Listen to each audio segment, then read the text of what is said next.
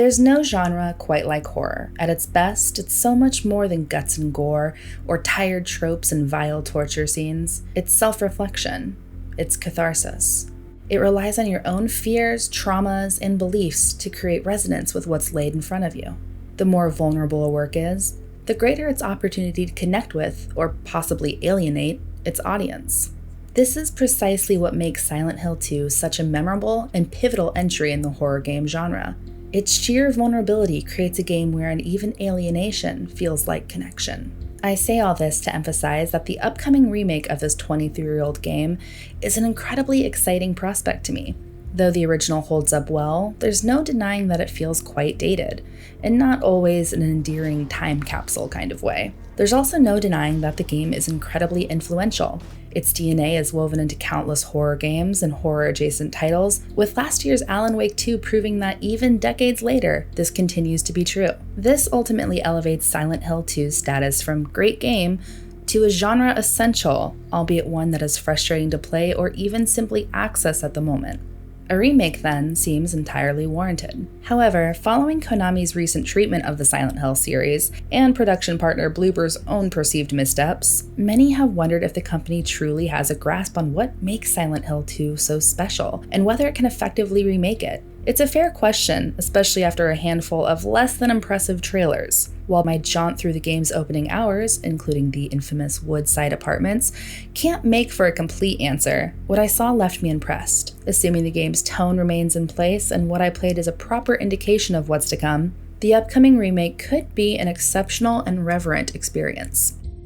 Reverence was a consistent feeling throughout my playthrough, as Silent Hill 2 is an incredibly faithful adaptation helmed by a mix of the original game's key developers and fresh faces who cite Silent Hill 2 as among their greatest inspirations. I was pleased to note that the game didn't feel entirely reconstructed or reinterpreted as a means to satisfy perceived modern demands. Nor does it feel swayed by the urge to add in more jump scares, viscera, or plain old content. The game begins the same way it always has, with James Sunderland examining himself in a derelict bathroom mirror and explaining somewhat chillingly what brings him to Silent Hill. James's new voice actor, Luke Roberts, nails the delivery of this in every one of his monologues I heard, managing to sound both completely normal while also slightly off, breathy, dissociative.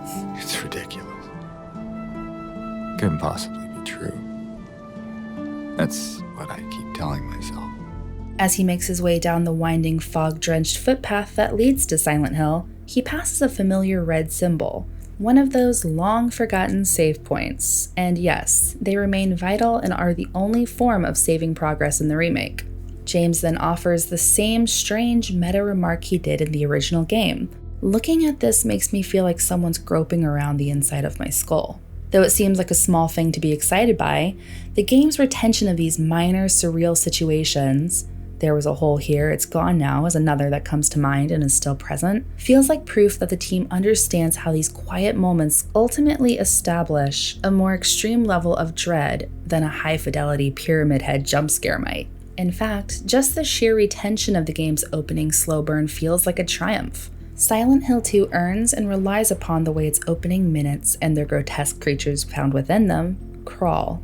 Similarly, the team repeatedly noted that Silent Hill 2 is not a combat-oriented game. It is not fast-paced, it is not punchy. The same can be said for its remake, which improves upon combat by making things a bit more fluid and adding an extremely helpful dodge button and an aiming reticle, but it does not necessarily overhaul the overall experience. For some, this could be frustrating, as it still has that light dusting of PS2 jank that something like the Resident Evil remakes have more or less done away with.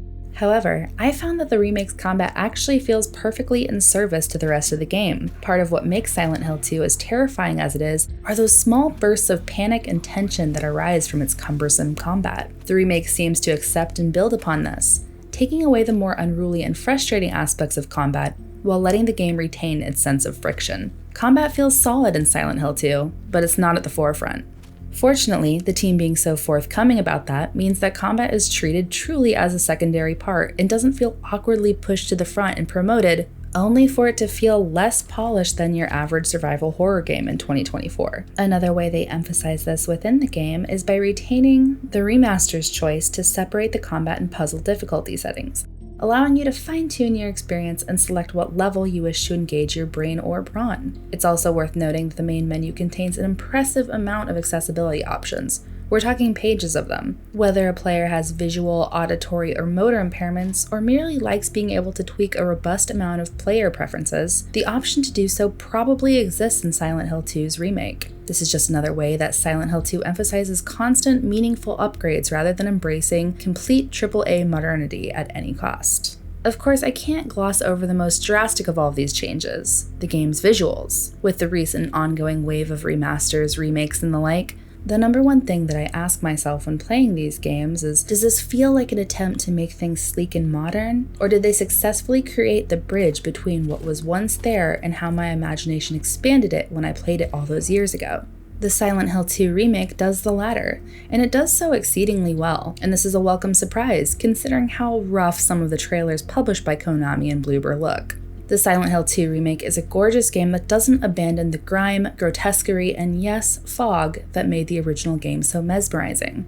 In fact, it regularly amps it up. Locations are expanded upon, with a handful of new buildings and eerie shops to walk through, and plenty of objects and smaller details that make the world seem more grounded in reality, even if that reality is one of horrific isolation. Neely's Bar, for example, no longer feels like merely a small, derelict cube, but looks like an actual abandoned bar, and as you stumble upon notes from off-kilter former residents, these locations transform into places with greater meaning. And yet, everything still feels the same. It still feels like Silent Hill, suffocating, a place where the air feels tainted by a tangy metallic scent, and its people, hellish cerebral forces. Though there was some level of uncertainty around the game's character models, those I encountered, while not on the same level as the game's environments, looked surprisingly good. Though Angela's appearance in trailers seemed a bit off, to put it lightly, I found that her movements and VO were not particularly jarring in the game. And yet, what impressed me more than anything I've listed so far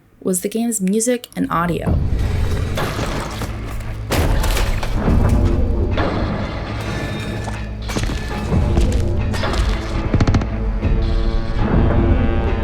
Though the game's music has been reworked, it feels familiar, with its iconic motifs wrapped in all new layers of dissonance, static, synth, and intensity. And along with the new music is a focus on 3D depth-oriented sound direction,